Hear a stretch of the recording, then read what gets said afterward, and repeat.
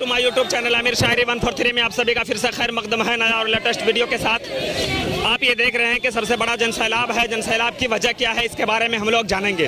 आप देख रहे हैं हर किसी के हाथ में जो है बोर्ड लगा हुआ है, हाथ में बैनर लिए हुए हैं और हर बैनर में लिखा हुआ है कि वक्फ बचाओ, संविधान बचाओ, काला कानून को वापस लो। ये जो अभी 2025 का एक्ट निकला हुआ है, यह वक्फ बिल का, ये सबसे बड़ा ख़तरनाक है और ख़ास तौर से उन भाइयों के लिए जो मुस्लिम धर्म से बिलोंग करते हैं। मैं आपको बताता चलूं कि ये जो जनसैलाब लगा हुआ है, जनसैलाब का वजह यह है कि अभी जो वक्फ दिया हुआ है, जो मेरे पूर्वजों ने जो ज़मीन दी है, यह कानून में बताया जाता है कि पूर्वजों ने जो ज़मीन दी है इसके मालिकाना हक़ आपको नहीं बल्कि सरकार को होगी।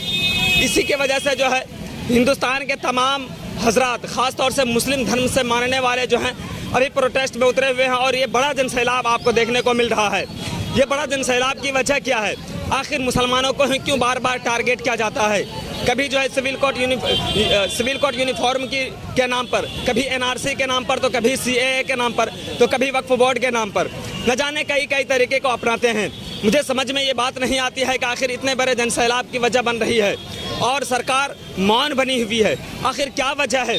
आखिर क्या देखने को मिलता है उन्हें? और जहाँ तक मैं देखता हूँ और यहाँ से जो जानकारी मिलती है कि ये सिर्फ मुसलमानों को टारगेट किया जाता है, कभी वक्फ के नाम पे।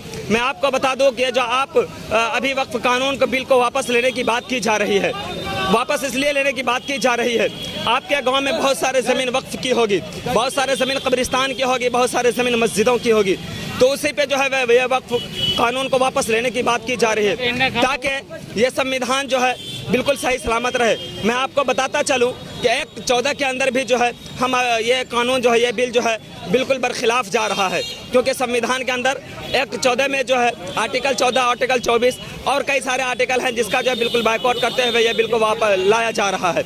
इसलिए मैं सरकार से अनुरोध करता हूँ और ख़ास तौर से मैं यहाँ के मुख्यमंत्री जी और प्रधानमंत्री जी से अपील करता हूँ कि आप इस कानून को वापस लें। आप जो यह कानून लागू कर रहे हैं, इस कानून को आप वापस लें। और ये बड़ा एहतजाज इसलिए चल रहा है ताकि ये जो आने वाले 5 तारीख को इसका फ़ैसला सुनाया जाएगा और ये फ़ैसला सही सलामत हो, हक़ और हकूक़ पे वाले हो। अगर हक़ हुकूक़ की बात नहीं की जाएगी तो फिर कोई ना कोई इसमें मारा जाएगा। तो इसलिए मैं आपसे अनुरोध करता हूं कि इतने बड़े जनसैलाब को देखते हुए आप इस पर ज़रूर निर्णय लें और वो निर्णय लें जो हम सब किसी के हक़ में बेहतर और अच्छा हो। और यहाँ कानून जो है हमें इजाज़त दी है आज़ादी से जीने का, लेकिन अभी का जो दौर चल रहा है, अभी का जो माहौल चल रहा है, यह आज़ादी छीन लेने की बात की जा रही है, आपका मालिकाना हक़ छीन लेने की बात की जा रही है। आखिर क्यों ऐसा क्यों होता है, ये सबसे बड़ा सवाल बनता है। चलिए लगे रहिए इस वीडियो में, मैं आपको और भी जानकारी दिखाता रहूँगा। न तेरा है न मेरा है ये हिंदुस्तान सबका है, न तेरा है न मेरा है ये हिंदुस्तान सबका है। अरे नहीं समझी गई ये बात तो नुकसान सबका है कि चूनर धानी भूल जाते, पुरवा की रवानी भूल जाते और पहले ही गलती में अगर दे देते सजा तो ये सारी लंतरानी भूल जाते। तो ये हमारा जो अशार रहा है, ये इमरान प्रतापगढ़ी बारहा पढ़ा करते हैं और मैं देखता हूँ वो पार्लियामेंट में बैठ के भी इस अशार को पढ़ा करते हैं। ये अभी का जो दौर चल रहा है बड़ा नाजुक दौर चल रहा है।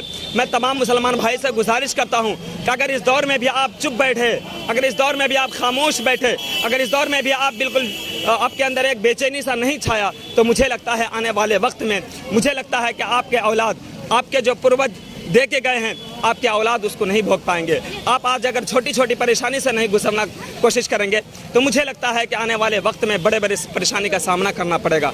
इसलिए मेरी आपसे ख़ास गुजारिश है, आप जहां कहीं भी हैं, अगर आप लाइव देख रहे हैं, अगर आप प्रोटेस्ट में हैं, तो आप इस चीज़ को ज़रूर शेयर करें और इस कानून को वापस करवा के दम लें, क्योंकि यह कानून एक ऐसा कानून है, यह कानून एक ऐसा कानून है कि आने वाले वक्त में आपको सही से जीने का हक़ नहीं मिलेगा, आपको सही से चलने का हक़ नहीं मिलेगा, आपको सही से खाने का हक़ नहीं मिलेगा।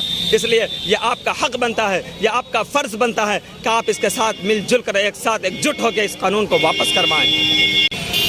बिल्कुल सरकार मौन बनी हुई, सरकार को मौन नहीं बनना चाहिए था।